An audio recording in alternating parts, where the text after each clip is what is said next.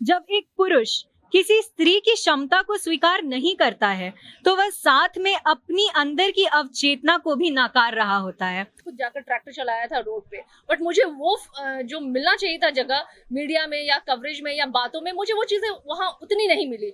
शायद वो मेरा फीमेल फैक्टर था जो मुझे वो चीजें पब्लिसिटी नहीं मिली उतना। मुझे पता नहीं कि आजम खान ने क्या सोच करके बोला था, लेकिन बीइंग अ वुमेन मैं ये कहती हूँ, रमा देवी की जगह मैं होती और अगर आजम खान ये बोले होते तो मैं बोलती कि चलो बेट लगाती हूँ, आंखों में आंखें डाल के देखो कि किसकी आंखें झपकती हैं। और मैं आपको यकीन दिलाती हूँ आजम खान की आंखें झपकती, मेरी तो बिल्कुल नहीं। हमारे घर में, आपके घर में, सबके घर में होता है। जो जमीन लिखाने जाता है तो नॉर्मली लोग बैठ के बोलते हैं यार मम्मी के नाम से लिया आएगा तो 30,000, हाँ 30,000 रुपया लिखवाई कम पड़ गई। वोट करने आती हैं, वो अपने माइंडसेट से वोट करने नहीं आती हैं। कहीं ना कहीं उनके पति, उनके फैमिली का क्या आउटलुक है, वो क्या सोचते हैं एक पार्टी के बारे में, वो सबसे एक्यूमुलेट होकर वो वोट करने आती हैं। चिराग पासवान को या तेजस्वी जी को लड़कियों के बीच में ऐसे आप प्रेजेंट कर रहे हो जैसे वो एक हीरो है। हीरो नहीं है, आप जान लीजिए वो समाज से जुड़े हुए लोग हैं, वो समाज को बदलने वाले लोग हैं। आपको जानकर हैरानी होगा और शर्म भी आएगा कि बिहार से मात्र 3 सांसद लोकसभा में पहुंची हैं।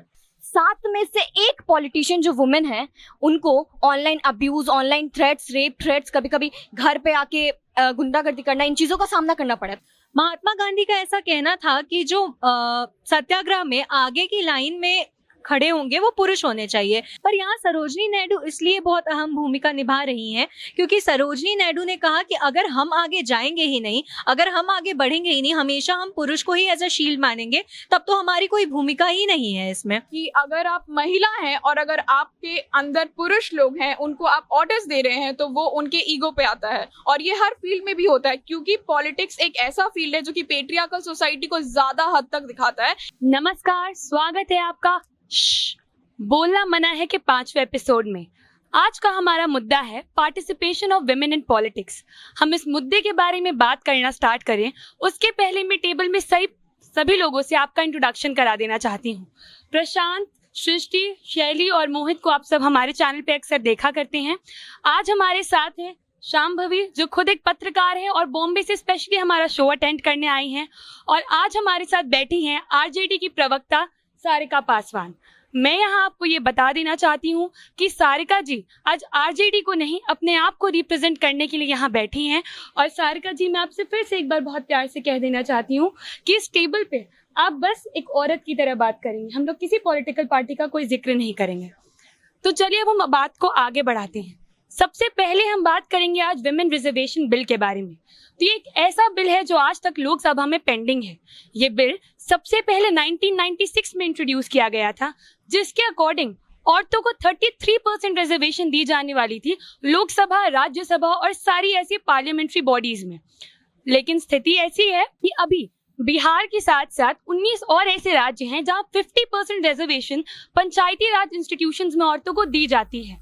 और इस लॉ के आने से पहले जो पार्टिसिपेशन थी बस 5% थी और पंचायती राज में ही इतनी रिजर्वेशन मिलने के बाद औरतों की पार्टिसिपेशन बढ़कर 40% हो चुकी है। तो सवाल ये है कि अगर इस बिल से सच में इतना फायदा हो सकता है तो बात सिर्फ पंचायती राज की रिजर्वेशन तक क्यों लिमिटेड रखी गई है? इस बिल को आज तक लोकसभा में पास क्यों नहीं किया गया है? यहाँ मैं आप लोगों को ये बताना चाहती हूँ कि 2014 में जब बीजेपी की सरकार ने अपना इलेक्शन मैनिफेस्टो निकाला था, उन्होंने उसमें ये जरूर कहा था कि वो इस विमेन रिजर्वेशन बिल को आगे पास कराएंगे। लेकिन ऐसा 2014 तो छोड़िए, 2019 में भी नहीं हुआ और इस बिल का स्टेटस आज तक पेंडिंग है। अब हम मोहित से जानते हैं कि आज की तारीख में लोकसभा से लेके बिहार के जिला परिषद तक औरतों की पार्टिसिपेशन का डेटा क्या है। मोहित जी, सबसे पहले तो मैं लोकसभा का आंकड़ा बता देता हूं कि 2019 में कुल 78 महिलाएं चुनाव जीतकर लोकसभा में पहुंची थी, जो 2014 के मुकाबले ज्यादा था। 2014 में कुल 62 महिलाएं पहुंची थी और 2019 में अगर आंकड़ा देखें परसेंटेज में, फीसदी में, तो 14% होता है। यानी कि पूरा लोकसभा में टोटल जो सदस्य हैं उनके अनुपात में 14% ही महिलाएं हैं। इसके बाद से अभी देखिए हम बिहार के ऊपर हम बेसिकली फोकस कर रहे हैं, तो बिहार के बारे में बात करना सबसे जरूरी है। तो बिहार में 2010 से शुरू करते हैं क्योंकि आंकड़ा आपको चौंकाने वाला लगेगा। 2010 में कुल 34 महिलाएं चुन के विधानसभा में पहुंची थी। 2015 में जब नीतीश जी, लालू जी एक साथ मिलकर चुनाव लड़ रहे थे लोग, उस समय यह आंकड़ा घट गया, बढ़ने की बजाय घट गया, 28 हो गया, जो वाकई में हम लोगों के लिए, सबके लिए शर्मनाक है, सबके लिए शर्मनाक है, क्योंकि महिला सशक्तिकरण का काफी ढोल पीटा गया था। मुझे याद है 2015 में 7 निश्चय में पूरा का पूरा एक महिलाओं के नाम का 7 निश्चय में एक पूरा पूरा लाइन था नीतीश जी के, उसके बावजूद महिलाओं की संख्या घटी। अब आपको एक और आंकड़ा बता देता हूँ जो आपको और चौंकाने वाला लगेगा। उस चुनाव में मुख्यमंत्री नीतीश जी शपथ ले रहे थे जब, तो कुल 28 मंत्रियों ने शपथ लिया था, उसमें से मात्र 2 महिलाएं मंत्री शपथ ली थी उस चुनाव में। और यहाँ पर हम बात कर रहे हैं कि लोकसभा में 14% महिलाएं हैं। आपको जानकर हैरानी होगा और शर्म भी आएगा कि बिहार से मात्र 3 सांसद लोकसभा में पहुंची हैं। और एक और चीज आपको बोलूंगा, फिर आप सोचेंगे कि हम 1952 से और आज के डेट 2020 में कहां तक पहुंच पाए हैं, कितना तरक्की कर पाए हैं। 1952 पहला भारत का लोकसभा आम चुनाव हुआ था, उस समय भी बिहार से 3 सांसद चुन के गई थी महिला, और इस समय भी आंकड़ा 3 का ही है। अब आगे समय आप देखिए। तो चीजें इस वक्त तो ऐसी है। शैली, मैं आपसे ये पूछना चाहती हूँ कि जब हमारा देश अपनी आजादी की लड़ाई लड़ रहा था, उस वक्त औरतों का पार्टिसिपेशन कैसा था? जब आज़ादी की लड़ाई हमारी हो रही थी, उस वक्त भी जो विमेन का पार्टिसिपेशन था, वो विमेन ने पार्टिसिपेट तो किया था। जैसे मैं एक एग्जांपल आपको नमक सत्याग्रह से लेके बताऊंगी। नमक सत्याग्रह का आंदोलन जो है वो महात्मा गांधी ने शुरू किया था, और सत्याग्रह का मतलब ही होता है कि जो बिना वायलेंस के और सत्य के साथ जो लड़ाई लड़ी जाए। तो महात्मा गांधी का ये था कि हम कोई हिंसा नहीं करेंगे, और इससे ये नमक का आंदोलन और नमक सत्याग्रह शुरू हुआ था। इसमें एक औरत ने बहुत ही अहम भूमिका निभाई थी, जिनको हम सरोजनी नायडू के नाम से जानते हैं। महात्मा गांधी का ऐसा कहना था कि जो सत्याग्रह में आगे की लाइन में खड़े होंगे वो पुरुष होने चाहिए, क्योंकि उनका ऐसा था कि आगे से मार हो सकता है या लाठी चलाई जा सकती है। तो उन्होंने कहा कि पुरुष जो है आगे रहेंगे, वो एक शील्ड, एक कवच की तरह काम करेंगे और प्रोटेक्शन का काम करेंगे।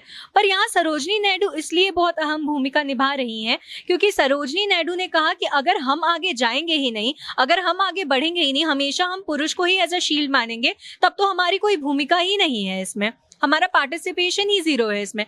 तो आप अगर सत्याग्रह के पिक्चर्स देखते हैं नमक सत्याग्रह के, तो उसमें आपको महात्मा गांधी के साथ सरोजनी नायडू खड़ी दिखेंगी। शांभवी, मैं आपसे ये पूछना चाहती हूँ कि आप मुंबई में रहती हैं, तो वहाँ की वुमेन एम्पावरमेंट और वुमेन पार्टिसिपेशन, और बिहार में स्पेसिफिकली पटना में वुमेन एम्पावरमेंट और वुमेन पार्टिसिपेशन में आपने क्या डिफरेंसेस ऑब्जर्व किए हैं? दोनों जगह का अगर हम कंपैरिजन करें तो representation of women in politics दोनों में मुझे कुछ खास फर्क नहीं समझ आता है, क्योंकि आंकड़े बताते हैं कि 8 से 9% ही कैंडिडेट को फील्ड करने का मौका दिया जाता है पार्टीज के तरफ से, और यही हालात महाराष्ट्र मुंबई में भी है, यही हालात यहाँ पे भी है। लेकिन एक चीज जो अलग है वो ये है कि लोगों का आउटलुक, जैसे यहाँ पे अगर किसी की बहू या बेटी अगर इलेक्शन में खड़ी होती हैं तो ये कहा जाता है कि ये परिवारवाद है या ये डमी पॉलिटिशियंस है।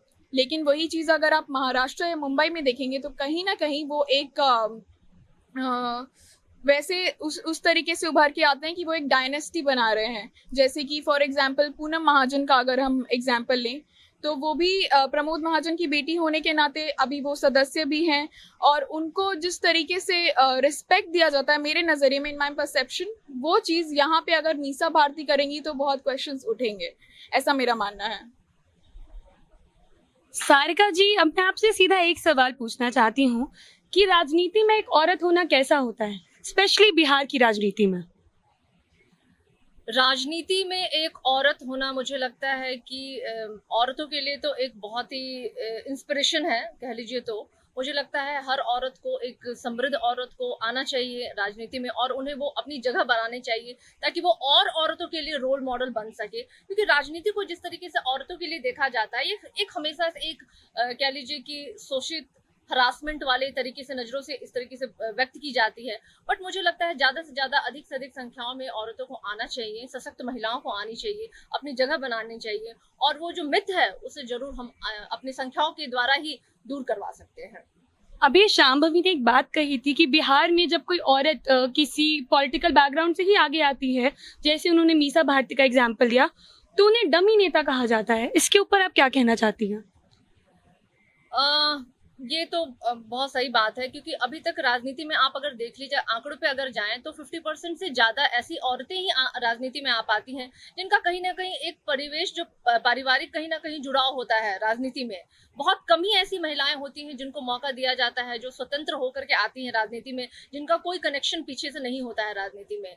तो वैसे उसको लेकर के डमी कैंडिडेट के रूप में अगर हम ना भी ले, तो आप ऐसे जरूर सोच सकते हैं कि वो महिलाएं जो बचपन से देखती आ रही हैं, अपने घर में राजनीति को समझ रही हैं बहुत अच्छा, तो एक उनका इंटरेस्ट लेवल उसके प्रति बहुत हाई होता है। आप देखिए, डॉक्टर के बेटे डॉक्टर बनना चाहते हैं, इंजीनियर के बेटे इंजीनियर बनना चाहते हैं, तो मुझे लगता है पॉलिटिशियंस के बेटे या बेटी क्यों नहीं आना चाहते, क्यों नहीं आए उस क्षेत्र में, बिल्कुल आना चाहिए। तो आप उसे डमी कैंडिडेट के रूप में ना देखें, आप ये देखिए वो फैसिनेट होते हैं, वो जिन चीजों को वो बचपन से देखते आ रहे हैं तो वो फैसिनेट होते हैं, और वो फैशन ही होता है जो उनका वो आगे उनको वो पैशन उनको लेकर के आगे आता है।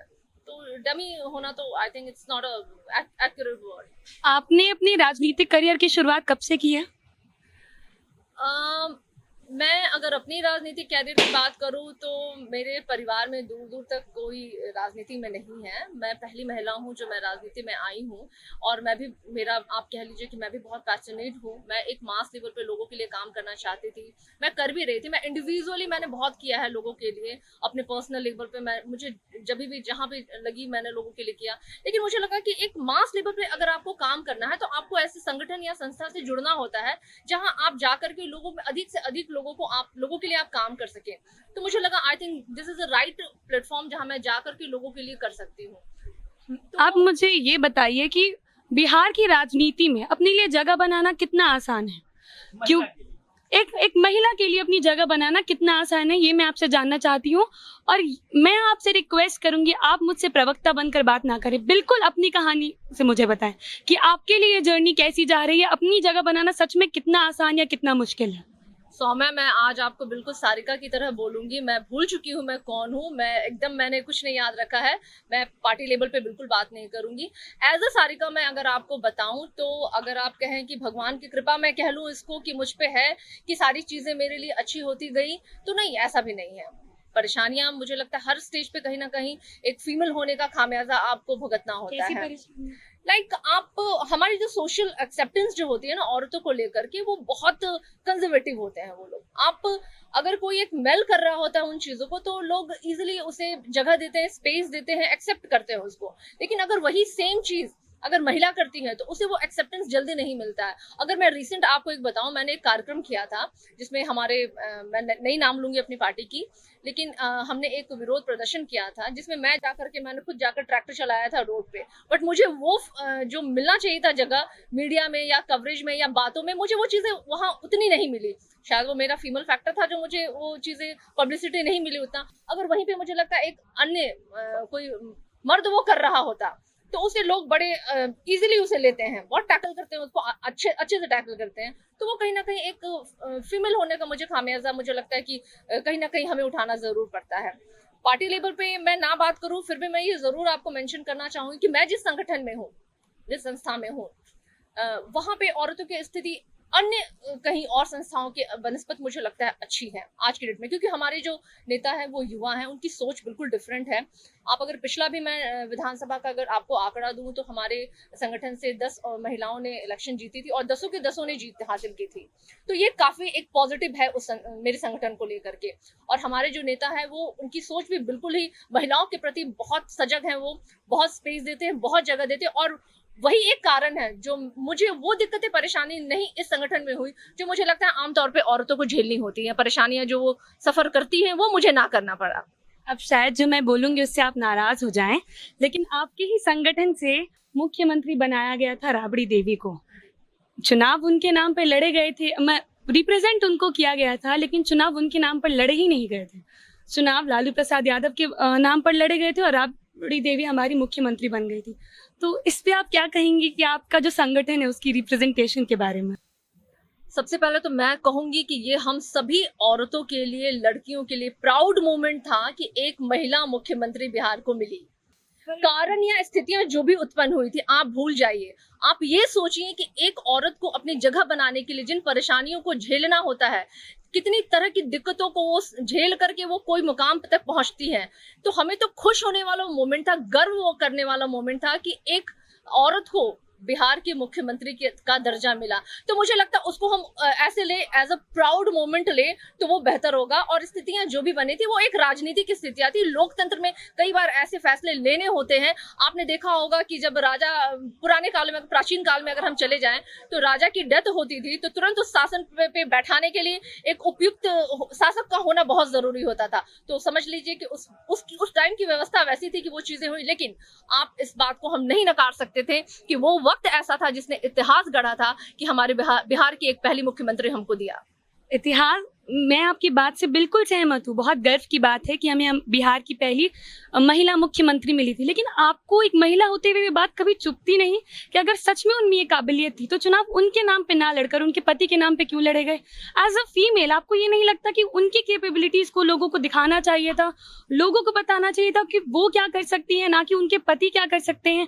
क्योंकि फिर तो ये वही बात हो गई ना, डमी पॉलिटिशियन वाली, कि ना खड़ा हम आपको करेंगे लेकिन तारीफें हम किसी और की कर रहे हैं। टू द वेरी फ्रैंक, मेरा भी यही मानना होता है कि मुझे लगता है आज महिलाओं को महिलाओं के नाम से या उनके जेंडर के हिसाब से उनकी पब्लिसिटी होनी चाहिए। अगर आप मुख्यमंत्री राबड़ी देवी की बात करते हैं तो उस टाइम की मैंने स्थितियों को मैंने आपको क्लियर कर दिया। अगर आज भी हम, अगर मुखिया के पंचायत के लेवल पे अगर हम जाते हैं तो मुखिया शब्द जो होता है, इट्स लाइक वेरी कि मुखिया मीन्स कि कोई मर्द, जो आप एक रूलिंग होता है, वो घर का मुखिया हो, गांव का मुखिया हो, शहर का मुखिया हो। तो मुखिया शब्द मानो किसी पुरुष के लिए ही बना है, नहीं, मुखिया औरत भी हो सकती है। हम घर की मुखिया होते हैं, हम गांव की मुखिया हो सकते हैं, हम शहर की मुखिया हो सकते हैं, हम देश की मुखिया हो सकते हैं। आप देखिए हमारे भारत में महिला प्रधानमंत्री रही है इंदिरा गांधी, वो एक सशक्त महिला थी, वो आज भी लोग उनको याद कर रहे होते हैं। राबड़ी देवी में भी वो तमाम काबिलियत है। आप अगर वो डिग्री पे मत जाएं आप, तो मुझे लगता है वो सक्षम महिला थी, वो मुख्यमंत्री के योग्य थी, और इसलिए वो बाद में उन्होंने इलेक्शन अपने नाम पे भी लड़ा है। अच्छा, मेरा अगला सवाल आपसे ये है कि आप इस बात से तो बहुत अच्छे तरीके से वाकिफ हैं कि बिहार में जातिवाद की राजनीति बहुत ज्यादा होती है। हर पॉलिटिकल पार्टी अपने एक ग्रुप को चूज कर लेती है और उसे अपना वोट बैंक बना लेती है, और वो आपके संगठन में भी कुछ है। तो जब आप खुद पासवान, जब आप खुद दलित समुदाय से उठ के आई थी, तो आपके लिए क्या आसान था अपनी जगह बनाना? आपके लिए कभी किसी ने कोई दिक्कतें खड़ी नहीं की? हर कोई ऐसा मिला आपको आपके रास्ते में जो आपको सपोर्ट कर रहा था? कोई ऐसा कहीं जिसने आपको रोकने की कोशिश की? जिसने आपको रोकने की कोशिश नहीं की तो आपके लिए मुश्किलें और ज्यादा बढ़ाई? इसके लिए भी मैं बोलूंगी touch wood, by the god grace, मुझे वो चीजें मेरे संगठन में झेलने को नहीं मिली। लेकिन ऐसा नहीं है, ये सभी महिलाएं इतनी लकी नहीं होती हैं, झेलने को मिलता है। और कास्ट जेंडर बेस पे जो हमारे बिहार की राजनीति बंधी हुई है अभी भी, उसे निकलने की जरूरत है। और हमारे नेता कहते हैं कि अब वो जाति समीकरण से उठ करके हमें इस बार की इलेक्शन लड़नी है। मैं जानना ही नहीं चाहती कि आपके नेता क्या कहते हैं, मैं जानना चाहती हूँ आप क्या सोचती हैं। अपने पे आ रही थी, मेरी क्या सोच है। अमंग 46% वुमेन वोटर्स में, हमारे बिहार के वोटर्स में 46% जो वोटर्स है वो वुमेन है। तो मुझे लगता है आप 34% रिजर्वेशन में अभी भी पड़े हुए हैं। 30% रिजर्वेशन तो मिल भी नहीं रहा है अभी। आप देख लीजिए, अगर परसेंटेज आप निकाले लोकसभा से लेके, राज्यसभा से लेके, विधानसभा से लेके पंचायत तक में आप स्तर पे जाए, तो अभी हमारी महिलाओं की जो परसेंटेज होनी चाहिए वो अभी भी नहीं है। हमारे बिहार की मैं अगर फोकस करूं तो हमारे 46% जो वोटर्स है वो महिलाएं हैं। तो मैं तो ये सोचती हूँ कि उस तादाद में जब हम वोटर्स हैं, उस तादाद में हम प्रतिनिधित्व क्यों नहीं कर सकते हैं? उतनी ही संख्या में हमारे कैंडिडेट भी वहाँ पे डेफिनेट होनी चाहिए। तो मैं तो उसमें पक्ष में हूँ, बिल्कुल मैं पक्ष में हूँ। हाँ, एक आप सबसे मेरा सवाल है कि अभी वोट का बात आपने किया कि इतनी प्रतिशत महिलाएं हैं। आप लोगों को शायद आपको पता भी होगा, आप लोगों को, बहुत लोगों को पता भी होगा, लेकिन मैं फिर भी बता देता हूँ कि पिछले 2015 के विधानसभा चुनाव में कुल 54% पुरुष मतदाताओं ने वोट किया था। अब महिलाओं का सुन लीजिए, 59%, मतलब पुरुष से ज्यादा महिलाओं ने किया था। घर से महिलाएं बाहर निकली, उन्होंने वोट किया। उसके बावजूद सरिता जी उस समय राजद जेडीयू दोनों एक थी, उसके बावजूद जब नीतीश जी मुख्यमंत्री बने, फिर भी जो प्रतिनिधित्व का जो एक चोला होता है वो तो पुरुषों के कंधे पर ही सजा, पुरुषों के सर पे उनका सेहरा बंधा। प्रशांत, आपकी क्या राय है इस मामले में कि स्पेशली मैं ये जो डमी पॉलिटिशियंस होती हैं उस पे स्पेशली मैं आपकी राय जानना चाहती हूँ। डमी उसको नहीं कहा जा सकता है। एक शेर था कि लड़कियां अभी हारी नहीं है, लड़कों ने सिर्फ बाजी मारी नहीं है। खेल में, फिल्मों में, पढ़ाई में, राजनीति में बताओ कहाँ नारी नहीं है। ये हम लेकिन बोलने के लिए बोल दिए, कैमरा पर बोल रहे हैं। सच्चाई यही है कि जैसा उन्होंने कहा कि मुखिया इज अ मेल वर्ड, सच्चाई यही है कि जिला पार्षद में अभी भी लड़कियां खड़ी होती हैं, औरतें खड़ी होती हैं, लेकिन उनके मर्दाना पर खूब बढ़िया से कह रहे हैं, उनके पति के गाड़ी के आगे जिला पार्षद फलना जगह लिखा होता है और वो कोई मीटिंग में नहीं जाती हैं। यहाँ पर एक दोष उन महिलाओं का है कि वो इस बात का रेस्पॉन्सिबिलिटी नहीं लेती हैं। हम पॉजिटिविटी का बात करते हैं, इसीलिए डमी पॉलिटिशियंस का बात नहीं करेंगे। राबड़ी देवी जी का बात अलग था, लेकिन एज अ वुमेन हम खुश हैं कि वो मुख्यमंत्री बनी। वो किस परिस्थिति में बनी, वो कितनी काबिल थी, इस पर हम आज बहस नहीं करेंगे। उसी तरह हम खुश हैं कि शीला दीक्षित 15 साल में दिल्ली को बदल दी। अगर आप दिल्ली जाइएगा तो लोग कहते हैं कि जो पुल का उड़ान है ना, ये शीला दीक्षित का दिया हुआ है। हम उसी तरह भाजपा की सुषमा स्वराज से भी खुश हैं, जो 7 बार एमपी बनी और 3 बार एमएलए बनी, 10 बार 50 साल तक संसद में बैठे रहना इज अ बिग थिंग जो महिला ने किया। लेकिन इसके बाद अगर हम ये बोल दें सारिका जी कि आप 15 महिला का नाम बताइए, तो आप नहीं बता पाइएगा। संभव आपको याद है 15 महिला का नाम पॉलिटिशियंस? नहीं याद होगा, बताइए। बिल्कुल सोचना पड़ेगा। क्यों? पता है क्योंकि हमने मौका ही नहीं दिया। राइट? क्या विचार है आपका इस पे? मुझे ऐसे लगता है कि अभी जैसे मोहित ने वोट की बात कही कि हमारे यहाँ वोटर्स महिला की तादाद ज्यादा है, जो कि सही बात है, लेकिन उसमें भी अगर हम देखें तो जितनी भी महिलाएं वोट करने आती हैं वो अपने माइंडसेट से वोट करने नहीं आती हैं। कहीं ना कहीं उनके पति, उनके फैमिली का क्या आउटलुक है, वो क्या सोचते हैं एक पार्टी के बारे में, वो सबसे एक्यूमुलेट होकर वो वोट करने आती हैं। तो कहीं ना कहीं उनका खुद का सोच नहीं है। तो सोचिए अगर उन लोगों को भी एक ऐसा कैंपेन करके उन लोगों के पर्सपेक्टिव को उजागर करने का भी प्रयास किया जाएगा, तो वोटर्स में जो महिला हैं उनका सोच भी उभर के आएगा। और रही बात पार्टीज की, तो पार्टीज को भी महिलाओं को सब्सिडियरी एरियाज में नहीं रखना चाहिए। बहुत कम महिलाएं हैं जो किसी पार्टी में बिल्कुल टॉप लेवल पे हैं।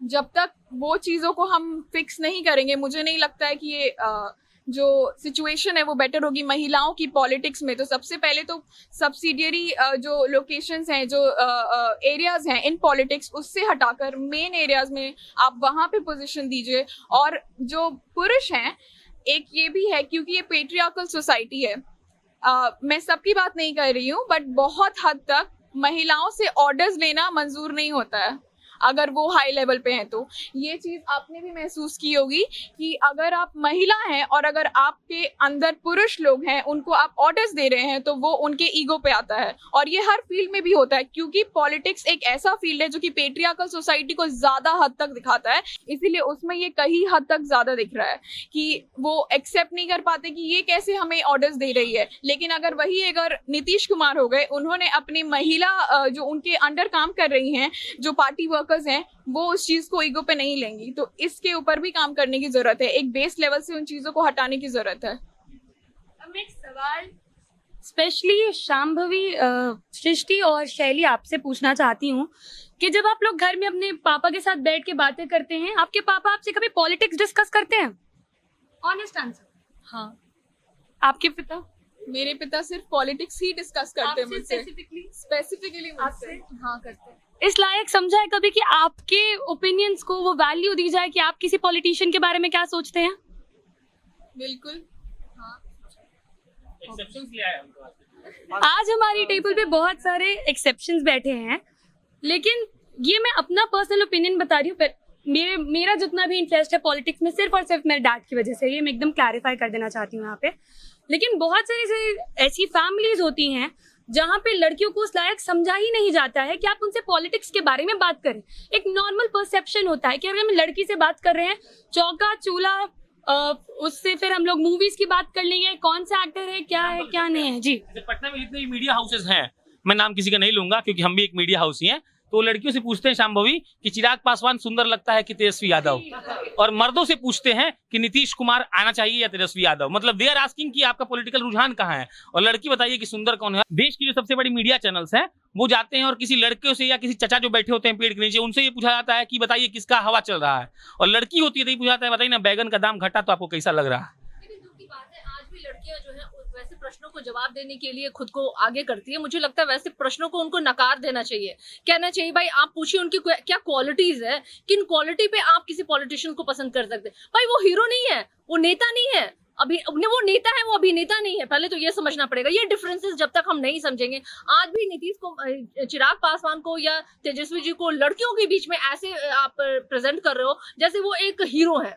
हीरो नहीं है, आप जान लीजिए वो समाज से जुड़े हुए लोग हैं, वो समाज को बदलने वाले लोग हैं। इंटरटेनमेंट की दुनिया से वो बिलोंग नहीं करते, तो उनका लुक मैटर नहीं करता है, उनकी पर्सनालिटी मैटर नहीं करती है, वहां उनकी मैटर करती है उनकी विचारधारा क्या है, उनकी सिद्धांत क्या है, वो किन सिद्धांत और विचारधारा पे वो काम करते हैं, वो समाज के लिए क्या बदलाव कर सकते हैं। तो मुझे लगता है लड़कियां आज के डेट में सक्षम है, लेकिन इस तरह के छोटे या ओछे प्रश्न क्यों पूछती है ये मीडिया वाले, मुझे समझ में, क्या लड़कियां कैपेबल नहीं है इतने भारी भरकम सवालों के जवाब देने के लिए? आप नहीं समझते क्या हम क्या सिर्फ इसलिए बने हुए कि हम बता सके कि यार लड़का बड़ा हैंडसम है, या this is very beautiful handsome kind of, हम लोग वर्ड्स नहीं सिर्फ यूज करते, हम बता सकते हैं, हम मुद्दों पे भी बात कर सकते हैं। हम औरतें लड़कियां आज बहुत ब्रॉड हैं पॉलिटिक्स को लेकर के, उस सब्जेक्ट पे बात कर सकते हैं। तो प्रश्न पूछिए ना भाई, जवाब क्यों नहीं देंगे? अभी दुख मुझे इस बात का हो रहा है कि सारिका जी जब नेताओं के एग्जाम्पल दे रही थी, उनके मुंह से एक भी महिला का नाम नहीं निकला।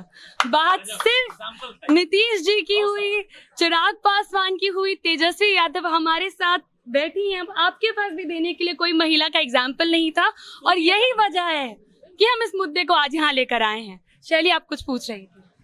मैं एक जनरल क्वेश्चन पूछ रही हूँ, मैं पहले क्लियर कर दे रही हूँ, ये सवाल मेरा ऐसा नहीं है। मेरा क्वेश्चन ये है कि पॉलिटिक्स में या फिर कभी भी आप किसी सोशल वर्क के लिए जा रहे हो तो आपको इमरजेंसी में कुछ भी कभी भी कोई भी केस आ सकता है, या फिर और जैसे कि पैट्रियार्कल सिस्टम है हमारी कंट्री में, तो मेरे को एक रीज़न, मतलब ऐसा भी मेरे को लगता है कि विमेन क्यों नहीं आ पाती हैं, क्योंकि मान लीजिए अगर कुछ ऐसा इमरजेंसी हो जाता है तो लोग ऐसे सोचने लग जाते हैं 1 बजे औरत को कैसे कॉल करें, 1 बजे उसको कैसे बताएं रात में कि यहाँ पर ये प्रॉब्लम है, यहाँ पे आपको आना है। तो मतलब इस चीज़ से फिर विमेन कैसे डील करें?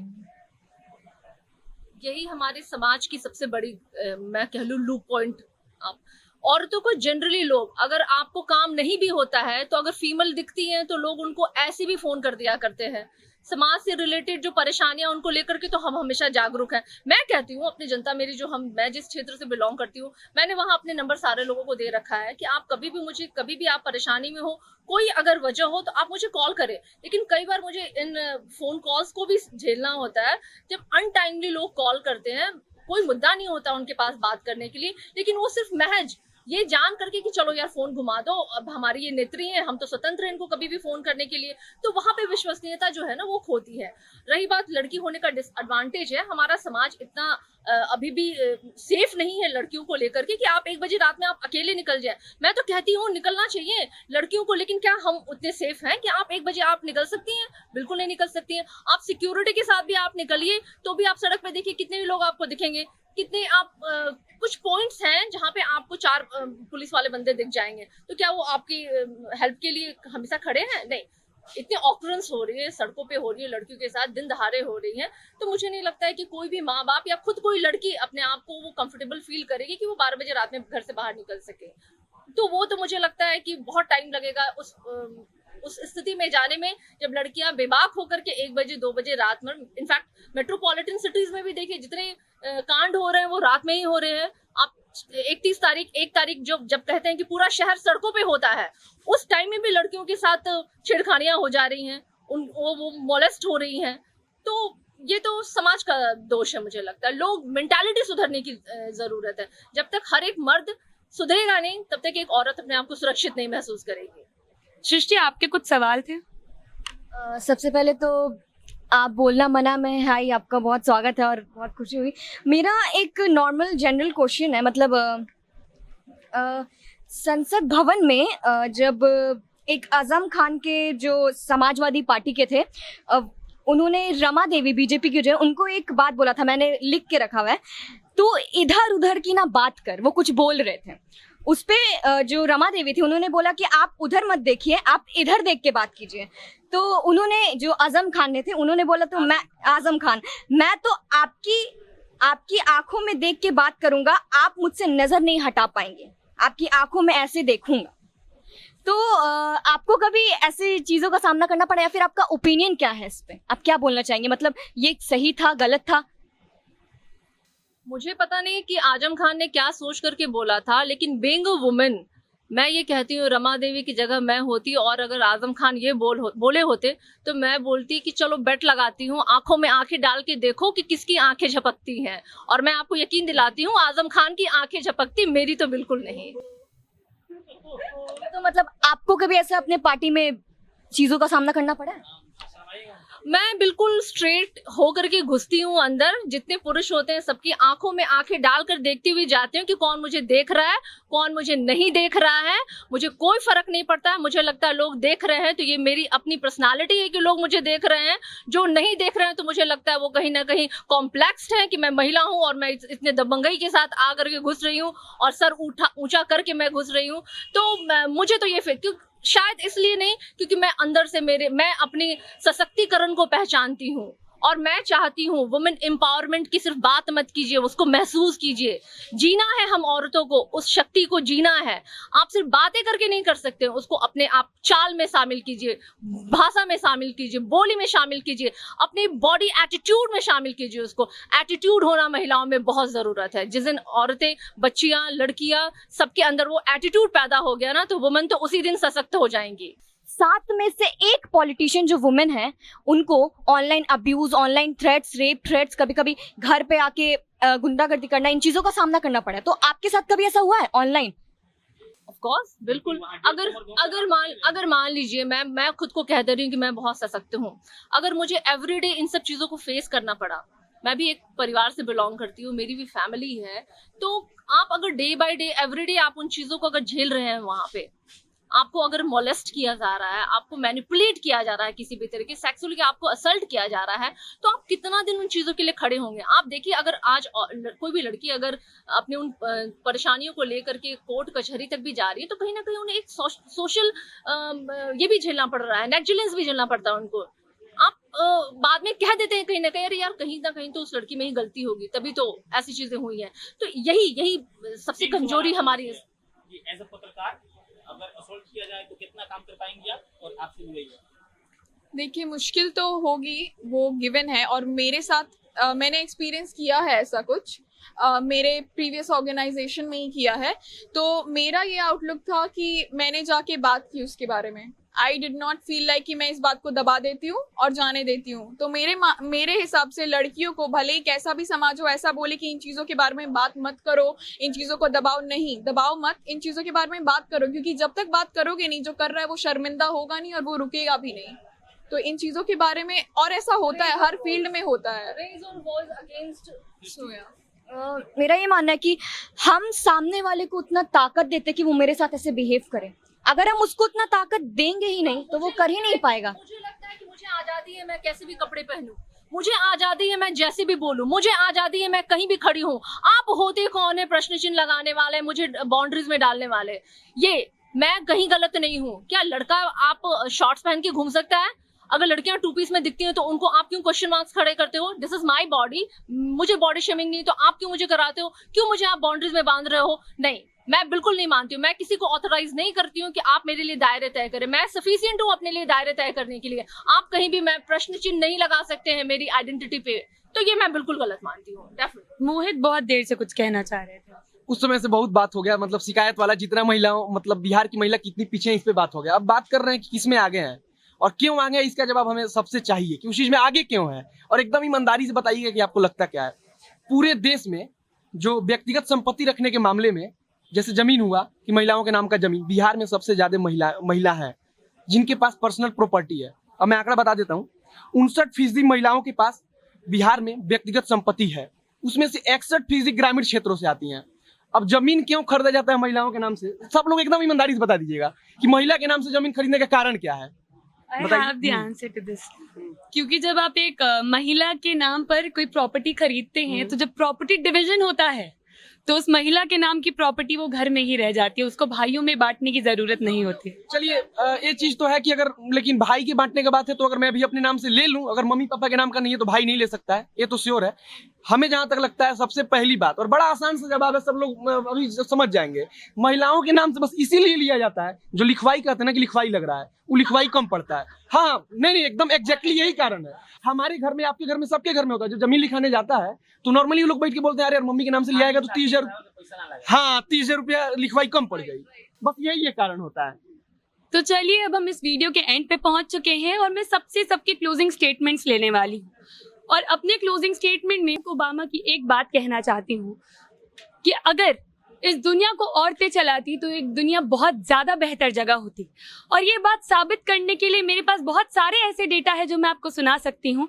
सबसे रीसेंट जो है वो मैं आपको कोरोना के टाइम से ही सारी कंट्रीज़ की बता सकती हूँ। चाहे तो आप डेटा देख लें, हमारी स्क्रीन पे आपको दिखा दिया जाएगा कि हर वो देश जिसकी सत्ता औरतों के हाथ में है उसने कोरोना के मामले में ही कितना बेहतर परफॉर्म किया है भारत से। और सिर्फ कोरोना ही नहीं, अन्य भी जितनी चीज़ें हैं जहां देश आगे हो सकता है, अब वो देखेंगे कि जहां जहां ताकत एक औरत के हाथ में है उसने अपने देश को सिर्फ और सिर्फ बेहतर ही बनाया है। तो अगर एक औरत एक घर चलाने की जिम्मेदारी संभाल सकती है तो वो उतनी ही बखूबी देश चलाने की जिम्मेदारी भी निभा सकती है। चलिए, इस बारे में मुझे ऐसा लगता है कि हमारी जो सोसाइटी है वो कभी भी चीज़ों को नॉर्मलाइज करके नहीं लेती है। जैसे मैं इसका एग्जांपल देना चाहूँगी कि अगर फीमेल कभी कोई गलती करती है किसी भी पॉलिटिक्स स्टेज पे या किसी भी जगह पे, तो ऐसा कहा जाता है कि औरतों को वहाँ रखा ही क्यों गया था, ये औरत होने की वजह से, मतलब एक ये फीमेल फैक्टर है जिसके वजह से वो गलती हुई है या फाइनेंस, हाँ एग्जैक्टली। पर अगर वही पुरुष कर देता है तो हम लोग उसको नॉर्मली लेते हैं कि पुरुष है गलती। इसका एक एग्जांपल मैं इंदिरा गांधी का लेना चाहूंगी कि Indira Gandhi was the first prime minister, women female prime minister, जिनके टाइम पे फ्लोटिंग कैबिनेट्स आए थे। फ्लोटिंग कैबिनेट्स, प्राइम मिनिस्टर सबसे पहला तो है जो डिसीजन मेकिंग करता है and cabinets are the one जो उनकी हेल्प करते हैं। कैबिनेट्स एक्चुअली जो डिसीजन मेकिंग में हेल्प करते हैं and the prime minister is the one जो उसको एग्जीक्यूट करता है।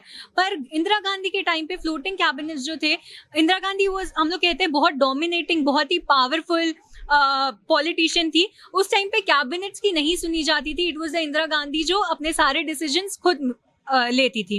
तो एक ये रीजन है और इसलिए हम लोग कहते हैं कि सिर्फ एक Indira Gandhi female prime minister है, इसलिए हम लोग बहुत बोलते हैं कि इंदिरा गांधी हम लोग नाम लेते हैं जस्ट बिकॉज शी।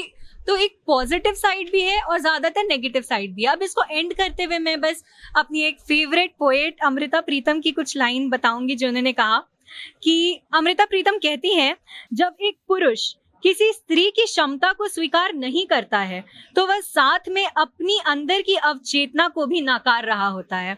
इसका मतलब कि ज्यादातर केसेस में पुरुष को सिर्फ उनकी ईगो की वजह से, जैसा कि मैम ने भी बताया, जैसा कि आपने भी बताया, कि ईगो आ जाती है एक पुरुष की कि वो फीमेल की ऑर्डर्स नहीं एक्सेप्ट कर सकते हैं। तो इस चीज को बदलने की बहुत जरूरत है। जी, इंदिरा गांधी की बात हो गई तो अब मैं चाहूंगा कि बिहार के उन तीनों सदस्यों को मैं नाम ले लूं जो 1952 में पहली बार लोकसभा में पहुंची थी। नयन तारा दास, मुंगेर उस समय लोकसभा सीट हुआ करता था, मुंगेर सह जमुई वहां से। तारकेश्वरी सिन्हा, पटना पूर्वी से उस समय लोकसभा सीट हुआ करता था। और सुषमा सेन, भागलपुर दक्षिण से। तीनों लोगों ने पहले लोकसभा में प्रतिनिधित्व किया महिलाओं का, जो हमारे लिए गर्व का बात हो सकता है। और हमें ये सोचना चाहिए कि हम 1952 में 3 पे चले और आज 2020 में हम 3 पर ही हैं। तो बस इस पे उन सारे राजनीतिक दलों को मैं कहना चाहूंगा कि उन्हें शर्म आनी चाहिए कि जो एक महिला सशक्तिकरण के नाम पर जो ढोलक पीटा जाता है वो होता कहाँ है? केवल ढोलक का आवाज सुनाई देता है, बाकी कुछ नहीं होता है। तो इस पर बहुत गंभीरता से सोचना चाहिए, विचार करना चाहिए। मैं पहले तो ये बताऊंगी कि आज हम जनता जंक्शन के पास बैठे हैं और आप यहाँ देख लो, हम वी आर द 5 मतलब गर्ल्स, फीमेल एंड 2 मेंस। तो ये हमारे वुमेन सशक्तिकरण का बहुत बड़ा उदाहरण है और मैं उन्हें जरूर धन्यवाद देना चाहूंगी। और मैंने कहा है कि यूथ ही बदल सकता है इसको, और आप लोग यूथ हैं, उस सोच के साथ हैं, तो शायद ये बदलाव मुझे अभी यहाँ देखने को मिल रहा है and I am really impressed. और मैं यही कहती हूँ कि महिला जो है वो एक अच्छी मैनेजर हमेशा से रही हैं। घर को मैनेज करना किसी पुरुष की बस की बात नहीं। एक दिन दे दो उन्हें संभालने के लिए, देखो नानी दादी सारी याद आ जाती है उनको। तो हम महिलाएं जितने अच्छे से घर को मैनेज करते हैं एज अ गुड मैनेजर, उतने ही अच्छे से हम लोग एक बैंक को मैनेज करते हैं, उतने ही अच्छे से हम लोग आज प्रखंड से लेकर के एक पुलिस महकमा में भी हम मैनेज कर रहे हैं। आप कहीं देख लो, आप पायलट हैं, सेना पे हैं, आप कोई भी क्षेत्र निकाल लो, वहां पे आज औरतें अपना डंका पीट रही हैं। तो एक बदलाव तो शुरू हो गई है और वो दूर तक जाएगी, और बदलने के लिए हम सारी लड़कियां तैयार हैं। Right, women power wing. Okay, so अंत में मैं ये कहना चाहती हूँ कि 201 देशों में से 189 पोजीशन है इंडिया का विमेन रिप्रेजेंटेशन में, पार्लियामेंट में। और सोचने की बात ये है कि हमारे देश से ऊपर जो देश है उनमें आता है पाकिस्तान, उनमें आता है रवांडा। ये ऐसी देश हैं जहाँ पे आपका डेमोक्रेसी भी सही हद तक फैला हुआ नहीं है और लोग उपयोग नहीं कर पा रहे हैं। हम सबसे बड़ी डेमोक्रेसी होने के बाद भी इतने पीछे क्यों हैं? तो उसकी वजह उन कंट्रीज की आगे जाने की ये है कि उन्होंने कोटा अप्लाई किया, उन्होंने विमेन रिजर्वेशन दी, जो कि हमारे यहाँ अनफॉर्चुनेटली पेंडिंग है। अब जब ये रिजर्वेशन आ भी जाता है तो बस नाम के लिए उसको मत दें। उसके बाद पार्टीज की ये जिम्मेदारी है कि वो विमेन कैंपेन के लिए पैसा दें, वो ऐसी महिलाओं को भी पैसा दें जो कि बड़े घर से नहीं आ रही हैं, और पुरुषवाद से ऊपर उठकर उनको पार्टीज में जगह दे, सब्सिडियरी जगह ना दें। और उसके बाद महिलाओं का ये रोल है कि आप अपनी चीजों को लेकर खुद सशक्त बने, उसके बारे में ज्यादा जाने। सिर्फ मेरे पिता या मेरे पापा जो कह रहे हैं उसको मैं सुन के नहीं डिसाइड करूंगी कि क्या पॉलिटिकल पार्टी का एजेंडा मुझे सही लग रहा है और किस पार्टी को मुझे वोट करना है। नहीं, अगर किसी ने कहा था कि अगर कीचड़ को साफ करना है तो कीचड़ में घुसने की जरूरत है, तो महिलाओं को भी उस कीचड़ में घुसना पड़ेगा बिना किसी के सपोर्ट के, इन द सेंस कि बिना किसी के माइंडसेट सपोर्ट से। बट पार्टीज को ये करना है इन द एंड कि उन्हें हर तरीके का कैंपेन में सपोर्ट करें और पैसों में भी सपोर्ट करें, जो कि यूजुअली बिना इंडिपेंडेंट कैंडिडेट को नहीं मिलता है। So on that note, that's about it. हम तो सबसे पहले ये बोलना चाहेंगे कि लोगों को ये समझने की ज़रूरत है कि औरतें इतना आगे क्यों आती, क्योंकि एक समय था जब हम लोग को वोट देने भी नहीं मिलता था। हम फ्रीडम का मतलब समझ ही नहीं पाए हैं, इसीलिए हम वो फ्रीडम का स्वाद चखना चाहते हैं। और लास्ट बात यही बोलना चाहेंगे कि एक औरत सिर्फ लिविंग रूम और किचन में डिजर्व होना नहीं करती है, वो कोर्ट रूम और कॉन्फ्रेंस रूम में भी होना उतना ही डिजर्व करती है। एक कोर्ट रूम वाला, कॉन्फ्रेंस वाला बहुत बढ़िया बोली है। बाकी हर बार ये गुस्सा हो जाती हैं। अंतिम में मेरा एक्सपीरियंस है, जब हम गोपालगंज आ गए थे दिल्ली से, तो एक आदमी हमको फोन किया, बोला कि हम जिला पार्षद हैं, आप मेरा इंटरव्यू ले लीजिए। तो आमतौर पे हमको जो बोलता है उसका इंटरव्यू ले लेते हैं, क्योंकि हम हैं अदने से पत्रकार। तो हम पता किए, उसके बारे में रिसर्च किए, तो पता चला कि उनकी माँ जिला पार्षद थी, वो उनका प्रतिनिधित्व कर रहे थे। फिर हमको उनको फोन किए, और ये 3 महीने पहले की बात है। हम उनको फोन किए, बोले कि भाई साहब आप तो हैं ही नहीं जिला पार्षद। तो वो बोले कि अरे हम ही हैं। तो हम बोले कि उनको कि आपकी माँ है। बोले अरे माँ है तो क्या हुआ, हम ही है ना, हो हमारा इंटरव्यू लीजिए आप। तो ये बात हमको हम सच में स्टक कर गया। उसी दिन हम सोचे थे कि कुछ ऐसा करेंगे। तो ये इस बार का टॉपिक उन महिलाओं के लिए डेडिकेटेड है। बाकी लड़कों को बहुत गालियां पड़ चुकी हैं। एज अ लड़का हम बहुत सशक्त हैं, हम ये हमेशा कोशिश करते हैं। इसीलिए हमारी टीम के अमन, अंकित, पीछे अंबुज खड़े हैं, साइड में वरुण खड़ा है, वो लोग बैठकर देख रहे हैं, वो यहाँ बैठे नहीं हैं, क्योंकि हम चाहते थे कि लड़कियों का बात लड़कियां करें। अब हमको गाली मत दीजिएगा कि हर समय तुम क्यों बैठ जाते हो, हम बैठ जाते हैं ऐसे ही बस। इस वीडियो को अंत तक देखने के लिए आप सभी का धन्यवाद। और मैं आपसे फिर वही कहूंगी जो मैं हर वीडियो के एंड में कहती हूँ, आपके दिमाग में से कोई भी मुद्दे हैं जिसके बारे में आपको लगता है कि समाज को और जागरूक होने की ज़रूरत है, या ऐसी कोई भी बात है जो आपको लगता है समाज के सामने आने की ज़रूरत है, तो आप जनता जंक्शन की टीम तक उन्हें आप कमेंट बॉक्स से, मैसेजेस से, किसी भी तरीके से पहुंचा सकते हैं। क्योंकि कोई सुने ना सुने, जनता जंक्शन आपकी बात ज़रूर सुनेगी। अंत में मैं हूँ सौम्या राठी, कैमरे के पीछे अंकित शर्मा, और आप देख रहे हैं बोलना मना है।